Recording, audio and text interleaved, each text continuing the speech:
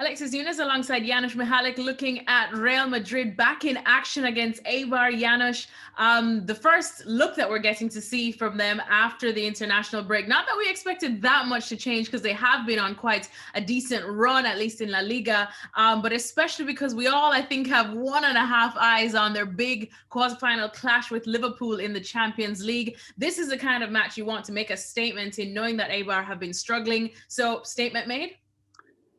Yes, I think so. I mean, they had to sweat it out just a little bit. I mean, I think that second goal from Karim Benzema was an important one, right? Because at 1-0, you just never know. You saw the conditions, especially in the second half, were a bit dicey in terms of that rain and the way it played. So I think it was an important win for them, of course, looking ahead to what's coming. And let's face it, it's Liverpool and it's Clasico against Barcelona on next weekend as well. So I think it was tremendous. It's funny, Alexis, because our problem very often is that we look at Real Madrid when they were at their best, when they were winning, La Liga, when they were winning Champions League 3 straight seasons. And that's fair, but we all know that teams have some dips, right? I mean, I'm talking about Liverpool. I could say the same thing about Liverpool and Barcelona, but look where they are. They're coming back. Real Madrid, Barcelona's looking better. Who knows? Liverpool may be looking better as well. So,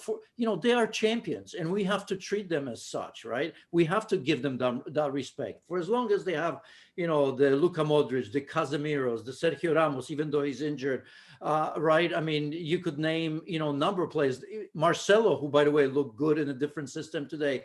They have champions, and we have to respect that. And to me, that's the key part, even though, like I said, Eden Hazard, who's just about ready to play, by the way, right? So it's easy to look at them from that perspective and forget that even when they have to work for their success, which, by the way, Real Madrid really has to work hard for their success right now, don't dismiss them.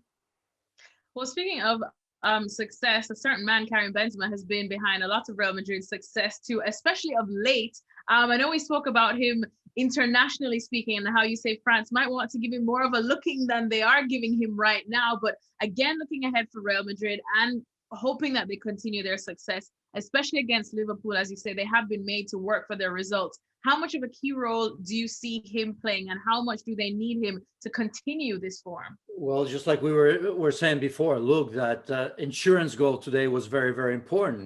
They've had 3 goals called back, by the way, Real Madrid in this game. Could have been a lot easier because of offsides. Karim Benzema had it. I think this is his 18th in La Liga as well. So, yes, I mean, he has an incredible, in some way, an impossible task to kind of carry what Cristiano Ronaldo did. Just think about that. I mean, think about, again, I bring all the teams because it's important. Think about Barcelona when Leo Messi, whenever that happens, leaves, right? Who's going to be the next one? That automatic pressure is going to be incredible. And it's not going to be down to whoever comes next. In this case, it's Karim Benzema.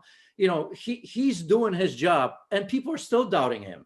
It's in some way it's so incredible, but he continues to do his job, even though he's not a youngster. He was in service of Cristiano Ronaldo, as I've said before. He did a tremendous job doing that, sacrificing himself many a times in terms of his goal scoring record. So I think he is critical because there aren't that many clear goal scorers on that team, even though, of course, they have players that are very much capable. So with this win now, looking at the table, Real Madrid just move ahead of Barcelona on 1 point. Of course, Barcelona yet to play. Atletico Madrid still there at the top, but only just earlier in the week, I spoke to Stevie and we tried to predict what would happen for the rest of the season. And he said, there are some serious questions for Atleti, considering they seem to be stuttering their way to the title instead of commanding their way to the title. So how do you see these things mapping out, especially with this run Real are on? Well, yeah, I mean, look, pressure's on, right? Atleti, I think they have Sevilla this weekend, right? So that's not going to be an easy one as well. Only 3 points difference. And then, of course, next weekend's Barcelona. And let's not forget, it's head-to-head. They're looking good in that ahead of the game as well. So, that's why I've mentioned that. Here's Real Madrid, who most of the people, including us at different times of the season, have criticized, right? Because, because they're not the Real Madrid of old, but they're good enough. They're great winners on that team. And we've seen Luka Modric, again, tremendous, a little bit deeper in that role, which Casemiro is a little bit ahead of him. So that's reversed. And so many good players still there. So I think the pressure is going to be on. I think this is going to be decided between Barcelona and Real Madrid. Don't want to disrespect Atleti, but my just gut feeling tells me that's where it's going to be decided. Thanks so much for watching ESPN on YouTube. And for more sports highlights and analysis, be sure to download the ESPN app. And for premium content and live streaming, subscribe to ESPN Plus.